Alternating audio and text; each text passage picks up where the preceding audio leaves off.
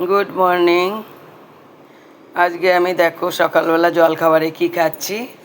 এটা হচ্ছে চিড়া, ভালো করে ধুয়ে নিয়েছি। চিড়া, আম আছে, কলা আছে, আর এটা মুড়িটাও এটা ধুয়ে নিয়েছি। একটু ধুয়ে নিলে ভালোই হয়। আর এটা ছাতু আছে, দই দই আর এটা তোমার আছে গুড়। অপশনাল হচ্ছে, যদি কলা আর আম মিষ্টি হয় তাহলে গুড়টা দেবো, না তো দেই না, একটু চেক করে নেব। তো সবগুলোকে আমি আগে ভালো করে মেখে নেব। কে কে তোমরা এরকম খেতে ভালোবাসো বলবে আমাকে কমেন্টস করে। এই গরমের মধ্যে এই জিনিসটা খেতে খুবই ভালো লাগে। তো আমি প্রায় এখন তো আমের সিজন, তো আমি প্রায়ই খাই এটা। আমার বাচ্চারাও খুব ভালোবাসে। এটা দিয়ে দিলাম, গুড় অল্প দেব, দেখলে আবার একটু মনে করব।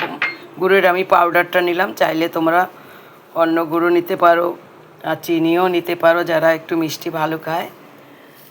এটা কেমন ভালো করে মেখে নেব।